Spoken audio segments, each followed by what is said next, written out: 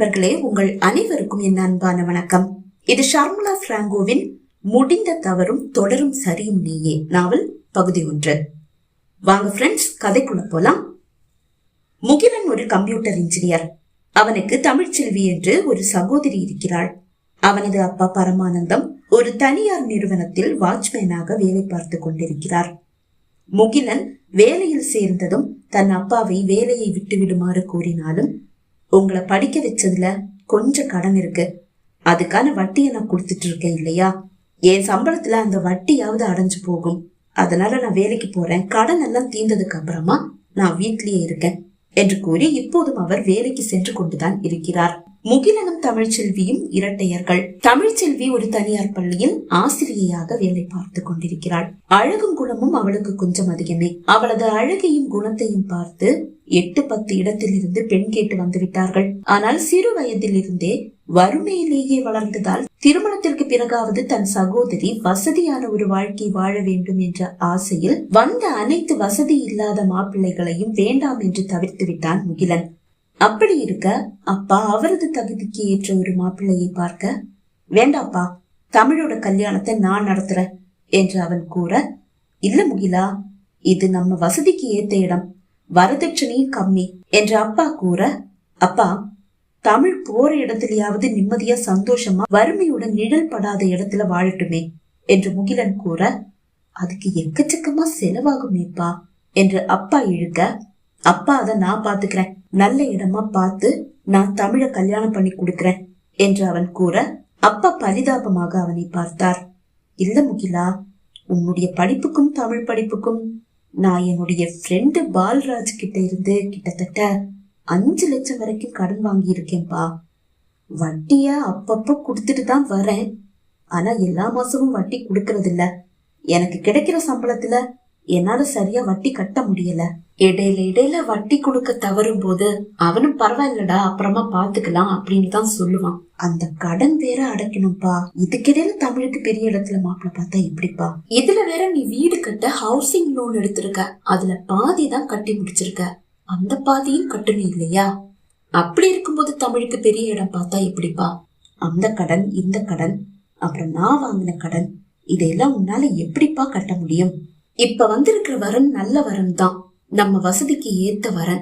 இப்போ நம்ம வசதிக்கு ஏத்த இந்த வரனையே முடிச்சிடலாம்பா. கடன் எல்லாம் தீர்ந்ததுக்கு அப்புறமா நாம தமிழுக்கு நல்ல ஒரு வீடு கட்டி கொடுக்கலாம்.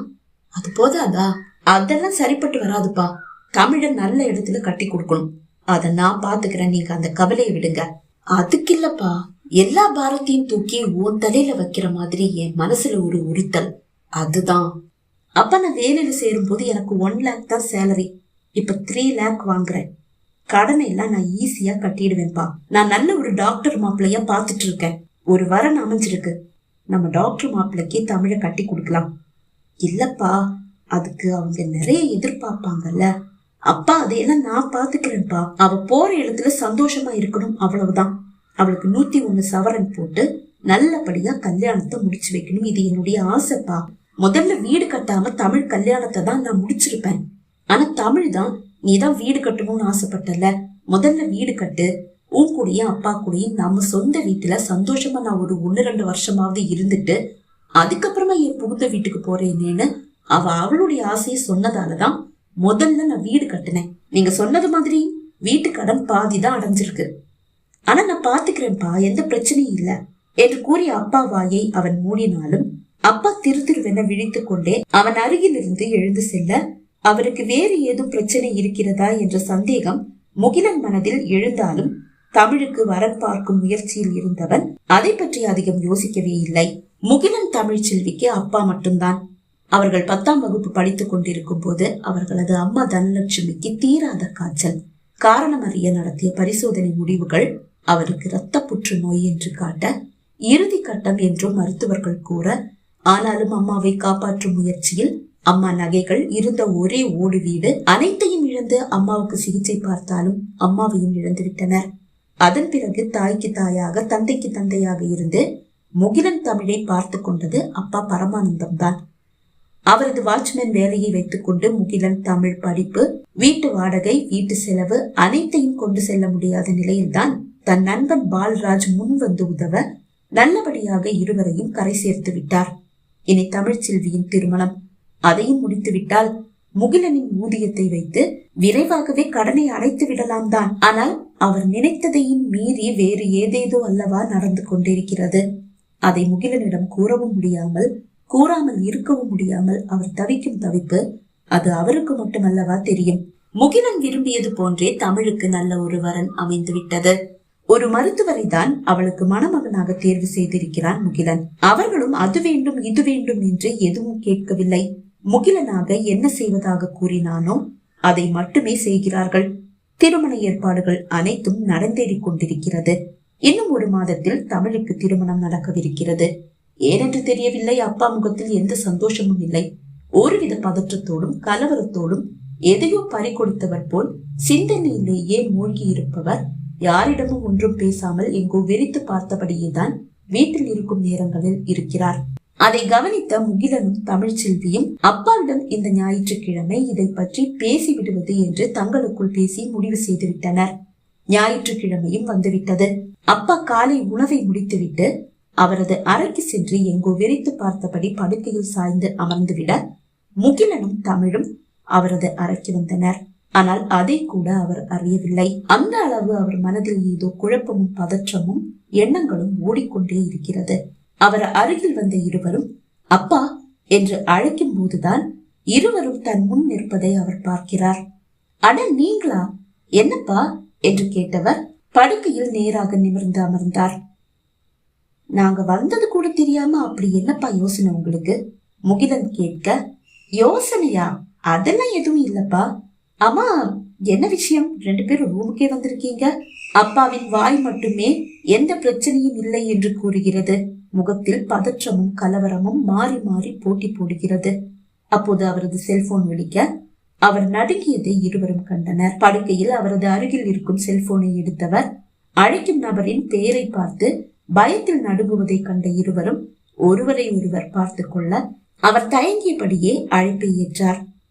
பால்ராஜ், நான் அப்புறமா உங்ககிட்ட பேசுறேனே, பயம் கலந்த குரலில் அவர் கூற அப்பா கையில் இருந்த செல்போனை விடக்கென்று பறித்த முகிலன் அழைப்பை ஸ்பீக்கரில் போட்டான். இப்படியே எத்தனை நாள் என்னை ஏமாத்த போற பரமா? நீ உன்னுடைய பையன் கிட்ட பேச போறியா, இல்ல நான் வந்து பேசவா என்று எதிர்முனையில் பால்ராஜ் குரல் கடுமையாக ஒலிக்க, பேசுங்க என்று கஞ்சாடை செய்தான் முகிலன். அவன் முகம் கோபத்தில் சிவந்திருப்பதை கண்ட அப்பாவால் அவனை எதிர்கொள்ள முடியவில்லை. விழிகளை சட்டென்று இழுத்து கொண்டார். நான் எப்படிடா அவன்கிட்ட இத பத்தி பேசுறது? பேசிதானடா ஆகணும். ஒன்னு என்னுடைய காசை வட்டியோட திருப்பி கொடு, அதுவும் 1 மாசத்திலேயே கொடுத்தாகணும். நான் சும்மா ஒண்ணும் கேட்கலையே, கொடுத்த காசை தானே கேக்குறேன். அதுவும் இப்ப எனக்கு அவசரம். என்னுடைய பொண்ணு கல்யாணத்தை இன்னும் 1 மாசத்துல நான் நடத்தி முடிச்சே ஆகணும். அதுக்காக தான் இந்த காசை கேக்குறேன். காசை தர முடியலையா? சரி, வேண்டாம். உன்னுடைய மகன் கிட்ட சொல்லி என் பொண்ணு கழுத்துல தாலி கட்ட சொல்லு. நான் தான் உனக்கு 2 ஆப்ஷன் கொடுக்கறேனே, ஏதாவது ஒண்ணு நீ செலக்ட் பண்ணியே தான் ஆகணும். டேய், வெறும் 5 லட்சம்னா கொடுத்துடலாம். நான் வாங்கினதே 4,90,000 தான். ஆனா நீ நான் கொடுக்காத வட்டியை எல்லாம் முதலோட ஏத்தி அதுக்கும் வட்டியை ஏத்தி வச்சு கடைசியில 20 லட்சம் ரூபாய் நான் கொடுக்கணும்னு சொன்னா அது எப்படிடா? இது அநியாயம் இல்லையா? எதுடா அநியாயம்? உன் பையனையும் உன் பொண்ணையும் படிக்க வைக்க காசு இல்லைன்னு சொல்லி நீ கஷ்டப்படும் போது நான் உனக்கு உதவும் போது அநியாயமா தெரியலையா? இப்ப அந்த காசை நான் வட்டியோட திருப்பி கேட்கும் போதுதான் உனக்கு அநியாயமா தெரியுதா? இப்பதான் உன் பையனும் படிச்சு நல்ல வேலையில இருக்கானே, உன் பொண்ணும் படிப்பை முடிச்சிட்டு டீச்சரா இருக்கா. நீ முன்னாடி மாதிரி கஷ்டப்பட்டுட்டு இருந்தா கூட பரவாயில்ல. இப்பதான் நீங்க நல்ல நிலைமைக்கு வந்துட்டீங்கல்ல. ஒண்ணு என் காசை கொடு, இல்லன்னா அந்த காசுக்கு பதிலா என் பொண்ணை கல்யாணம் பண்ணிக்க சொல்லு. இதுல என்னடா அநியாயம் இருக்கு? டேய், நீ கேட்ட காசை கொடுக்க முடியும் தான். என் பொண்ணு கல்யாணம் இப்ப நடக்காம இருந்திருந்தா. ஆனா இந்த நேரத்துல நீ காசை கேட்டா எப்படிடா என் பையனால அரேஞ்ச் பண்ண முடியும்? அதுதானடா நான் சொல்லிட்டு இருக்கேன். கொடுக்க முடியாட்டி என் பொண்ணு கழுத்துல உன் பையனை தாலி கட்ட சொல்லு. பிரச்சனை முடிஞ்சதா? அதுக்காக வேற காசையெல்லாம் என்னால செலவு பண்ணிட்டு இருக்க முடியாது. உன்னுடைய பொண்ணு கல்யாணம் நடக்கிற அதே முகூர்த்தத்துல அதே மண்டபத்துல என் பொண்ணு கழுத்துல உன் பையனை தாலி கட்ட சொல்லு. கல்யாண செலவும் மிச்சம். இல்லனா என்னை பத்தி உனக்கு தெரியும்ல, மண்டபத்துக்கே வந்து கல்யாணம் நடக்கிற நேரத்துல ஊரு கூடி இருக்கும் போது மானத்தை வாங்கிட்டு போயிடுவேன். அமைதியாக நின்று அனைத்தையும் கேட்டுக் கொண்டிருக்கிறானே தவிர முகிலனின் முகம் கோபத்தில் கொப்பளித்துக் கொண்டிருக்கிறது. இங்க பாரு, இழுத்தடிச்சுட்டே இருக்காத. உன் பொண்ணு கல்யாணத்துக்கு இன்னும் 1 மாசம்தான் இருக்கு.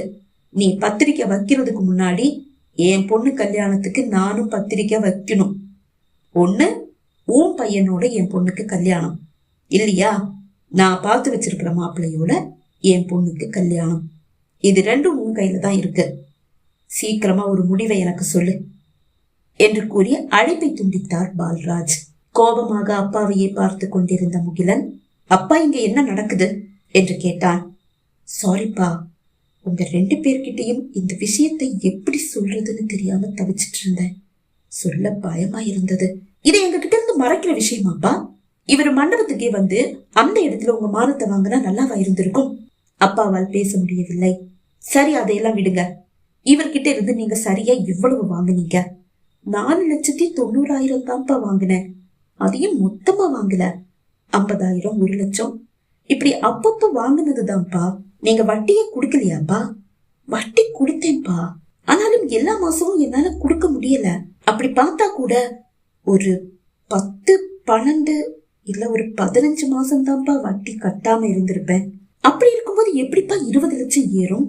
இல்லப்பா, நான் வாங்கி இருக்கிறது 10 ரூபா வட்டி. என்னப்பா சொல்றீங்க? 10 ரூபா வட்டிக்கு காசு வாங்கியிருக்கீங்களா? ஆமாப்பா, அந்த நேரத்துல உதவி பண்ண யாருமே இருக்கல. உங்க படிப்பு பாதியில நிக்க கூடாது இல்லையா, அதுதான். அப்ப என்னப்பா இப்படி பண்ணி வச்சிருக்கீங்க? தமிழ் கல்யாணம் இல்லைன்னா இப்ப 20 லட்சத்தையும் கொண்டு போய் அவர் மூஞ்சில வீசி எறிஞ்சிருக்கலாம். முகிலா, என் கல்யாணத்தை பத்தி நினைச்சு நீ கவலைப்படாத. கல்யாணத்தை நிப்பாட்டு. முதல்ல அந்த ஆளோட காசை கொண்டு போய் அவர் முகத்துல விட்டு எறிஞ்சிட்டு வா. இல்ல தமிழ், இதுக்கு மேலேயும் உன் கல்யாணத்தை என்னால தள்ளி போட முடியாது. அப்பா உனக்கு 20 வயசுலயே மாப்பிள்ளை பார்க்க ஆரம்பிச்சுட்டாரு. அவருடைய வசதிக்கு ஏத்த மாப்பிள்ளையா அவர் பார்க்கவும் செஞ்சாரு. ஆனா நான் தான் முடியாதுன்னு சொல்லிட்டேன். இப்ப உனக்கு 27 வயசு ஆகுது. இதுக்கு மேலேயும் உன் கல்யாணத்தை என்னால தள்ளி போடவே முடியாது. உன் கல்யாணம் நடந்தே தீரணும். இப்ப என்ன, அந்த ஆள் பொண்ணு கழுத்துல நான் தாலி கட்டணும், அவ்வளவுதானே? நான் கட்டுறேன். அவருக்கு போன் போட்டு எனக்கு ஓகேன்னு சொல்லுங்க. இல்ல முகிலா, எனக்கு ராஜ பத்தி ரொம்ப நல்லாவே தெரியும். அவனுடைய பொண்ணு நான் பார்த்தது இல்லதான். ஆனா அவன் பொண்ணு தானே, அவன மாதிரி தானே இருப்பா. அவளை எப்படிப்பா நான் உனக்கு கட்டி வைக்கிறது? அப்பா, நீங்க அத பத்தி யோசிக்க வேண்டிய அவசியம் இல்ல. இல்லப்பா, பால்ராஜ் பொண்ணோட உன்னால எப்படி நிம்மதியா சந்தோஷமா வாழ முடியும்? இப்பவே உன் மனசுக்குள்ள அவன் மேல கோபம். அவன் பொண்ண உன்னால நேசிக்க முடியுமா? கண்டிப்பா முடியாதுப்பா. அத பத்தி அந்த ஆளு யோசிக்கலல்ல. மகளை எப்படியாவது என் தலையில கட்டி வைக்கணும்னு தானே பாக்குறாரு. கட்டி வச்சுட்டு போட்டும். நீ பிடிக்காம ஒரு பொண்ணை கல்யாணம் பண்ணிக்கிட்டா உன் வாழ்க்கை நரகம் ஆயிடுமே. அதெல்லாம் எதுவும் ஆகாது. நீங்க அந்த ஆளுக்கு போன் போட்டு கல்யாணத்துக்கு எனக்கு ஓகேன்னு சொல்லுங்க. இல்லப்பா, நீ ராஜ் மேல இருக்கிற கோபத்தை அந்த பொண்ணு மேல காட்டுனா அவன் சும்மாவே இருக்க மாட்டான். போலீஸு, கோர்ட்டு, கேஸ்ன்னு போவான்பா. அத நினைச்சா எனக்கு ரொம்ப பயமா இருக்கு. அப்பா, அந்த ஆளு பொண்ண நான் ஏதாவது பண்ணாதானே கோர்ட்டு, கேஸ்ன்னு போவான். புரியலையே. அப்பா, நீங்க வேற எதை பத்தியும் யோசிச்சு மனச போட்டு குழப்பிக்க வேண்டிய அவசியம் இல்ல. அந்த ஆளு பொண்ணு கழுத்துல நான் தாலி கட்ட தயாரா இருக்கேன். அத மட்டும் அந்த ஆளுக்கு தெரியப்படுத்துங்க, போதும். இல்ல முகிலா, எனக்காக நீ உன் வாழ்க்கையை தியாகம் பண்ண வேண்டிய அவசியம் இல்ல. தமிழ், நான் என் வாழ்க்கையை யாருக்காகவும் எதுக்காகவும் தியாகம் பண்ண மாட்டேன். எவன் பொண்ணா இருந்தாலும் எனக்கு ஒத்து வராட்டி டிவோர்ஸ் தான். என்னப்பா இது, என்னப்பா இது? வாழ்க்கையே ஆரம்பமாகல, அதுக்குள்ள டிவோர்ஸ பத்தி பேசிட்டு இருக்க? அப்பா ப்ளீஸ், இந்த விஷயத்த பத்தி நம்ம இதுக்கு மேல பேச வேண்டாம்னு நினைக்கிறேன். கோபமாக அந்த அறையிலிருந்து வெளியே வந்து விட்டான் முகிலன். பகுதி 1 நிறைவடைந்தது. பகுதி 2 உங்களை சந்திக்கும் வரை விடைபெறுகிறேன். நன்றி, வணக்கம்.